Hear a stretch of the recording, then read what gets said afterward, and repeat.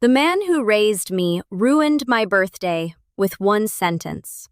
And somehow, that wasn't even the part that hurt the most. What hurt was realizing he thought I already knew. My name is Vivian Mercer. I was 33 when I finally stopped confusing being needed with being loved. The dinner happened on a humid Thursday night in Charleston. I remember stupid details more clearly than the important ones now. The air conditioning in the restaurant was too cold. Somebody at the next table kept laughing too loudly. My left heel was rubbing a blister into my ankle because I'd bought shoes half a size too small, hoping they'd stretch. Normal things. That's what's strange about moments that change your life forever. Part of the world keeps acting ordinary. The cake had just arrived when my father stood up with his wine glass. At first, I honestly thought he was about to embarrass me in the harmless parent way. A bad childhood story, maybe. Something about braces or prom, or how serious I'd always been. Instead, he smiled at the table and said, "I think people misunderstand, Vivian." The room went quiet slowly, not instantly. "She likes acting like she carries everybody," he continued. "But honestly, she just likes being involved so she can hold things over people later." I remember blinking at him because I genuinely thought he was joking. Nobody laughed. My mother stared at her folded napkin. My brother Nolan looked uncomfortable for maybe 2 seconds before taking a sip of his drink, like he wanted to disappear inside the glass. Then my father shrugged and said the sentence I don't think I'll ever completely forget. "She was useful to this family. That's different from being important." Useful. Not loved, not valued. Useful. And the horrible thing was that nothing inside me felt surprised anymore. I think part of me had been waiting years to hear somebody finally say it out loud. I didn't scream. I didn't throw a drink. Honestly, I wish I had. That probably would have felt better. Instead, I sat there smiling slightly, because sometimes humiliation is so big, your body reacts the wrong way. Claire, my best friend, whispered my name quietly beside me. That's when I realized everyone at the table was watching me. Coworkers, friends, my director from work, people who suddenly looked embarrassed on my behalf. And all I could think was, of course it happened here. Of course they needed an audience. I stood up slowly and reached for my coat. My mother finally spoke then. "Vivian, don't make this into a scene." That almost made me laugh. Not what he said, not the years before it. Me leaving quietly. That was apparently the scene. I looked at my father for a long moment and said, "You really don't hear yourselves, do you?" Nobody answered. Then I walked out before my voice could shake. Outside, the harbor wind hit my face hard enough to make my eyes water. For a second, I just stood there, staring at traffic, because I suddenly couldn't remember where I'd parked. My phone started buzzing before I even reached the elevator. I ignored it. For the first time in my life, I ignored all of them. The truth is, my family had been training me for that dinner my entire life. Not intentionally, maybe, but consistently. My father, Richard Mercer, owned a wedding venue called Willow Creek House, about 30 minutes outside Charleston. My mother handled branding and client relationships. Nolan technically worked operations, though nobody could have clearly explained what that meant on a normal day. I worked full-time as a compliance manager for a luxury hospitality company downtown. And unofficially, I kept my family's business from collapsing every other week. Nobody ever asked directly at first. That's how these things happen. It starts small enough that you feel guilty saying no.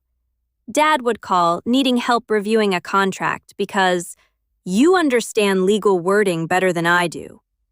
Mom would send me panicked texts asking me to rewrite emails before angry clients posted public reviews. Nolan would create problems at 11 at night and magically expect me to fix them before morning. And I always did. Because every time I solved something, they relaxed. That feeling became addictive. You tell yourself you're helping people you love. You don't realize you're slowly teaching them your exhaustion is available on demand. The worst part is, I really believed they appreciated me. Not fully, maybe, but enough. Looking back now, I'm not even sure they saw me as a person separate from what I could do for them.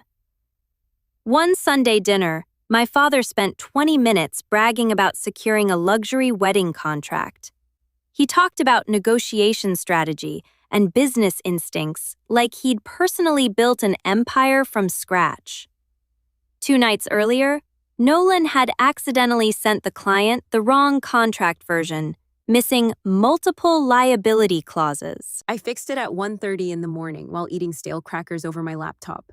At dinner, Dad raised his glass proudly and said, "Some people are naturally gifted in business." Then he glanced at me and added casually, "Vivian's good with paperwork." Paperwork. I smiled because I didn't know what else to do. Later that night, I sat in my car outside my apartment and cried so hard I got a headache behind my eyes. Not because of the sentence itself, because deep down, it felt true to them. Claire was the first person who said it clearly. "You know what scares me?" she asked one night while we ate takeout on my couch. "What?" "They only panic when you stop answering." I laughed at first, then I stopped laughing. Because she was right. If I delayed replying even an hour, they acted like the building was on fire. And eventually, that desperation cost me something I still haven't fully forgiven them for. 3 months before my birthday, my company was preparing a regional presentation for senior leadership. Promotions were quietly being discussed. One of them involved me. I wanted that position badly enough to scare myself. For weeks, I prepared every detail: notes, slides, reports, backup copies. I even bought a new navy blazer Claire said made me look intimidating in a corporate way. The presentation started perfectly. Then my phone lit up. Dad ignored, Mom ignored, Nolan again. Finally, a message appeared. "Call now. We have a problem." I should have stayed in the room. I know that now. Instead, years of conditioning kicked in before logic could catch up. I stepped outside. Dad had forgotten insurance documents tied to an event permit renewal, something I had already warned him about twice.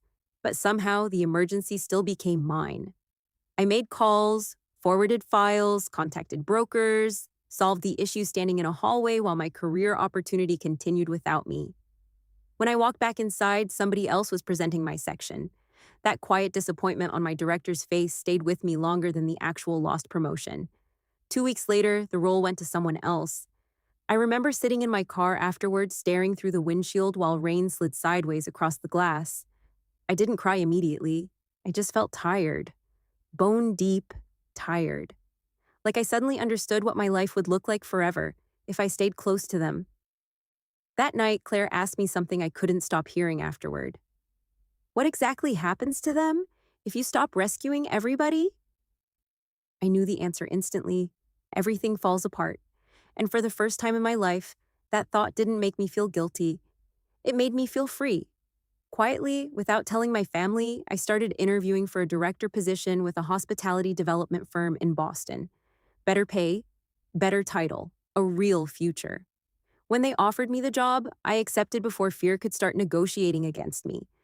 My birthday dinner was supposed to be a celebration, but somewhere deep down, I think I already knew it was really an ending. That's why my father's speech didn't destroy me the way he expected. It clarified things. The next morning, I woke up to 83 missed calls and more messages than I bothered reading. Because overnight, they'd realized something terrifying. I wasn't emotional support. I was infrastructure. I handled vendor disputes, compliance schedules, insurance deadlines, contract corrections, client recovery emails, crisis management, and suddenly I was gone. Within 3 months of my move to Boston, Willow Creek House started losing contracts. Deadlines got missed, clients got angry, vendor disputes escalated. Nolan couldn't smooth talk problems he didn't understand. Dad emailed me once saying, "I hope you're happy after everything you've done to this family." I read that sentence 3 times, then deleted it. Because the truth was, I hadn't done anything to them. I just stopped protecting them from themselves. And sometimes people call that cruelty when they were benefiting from your silence.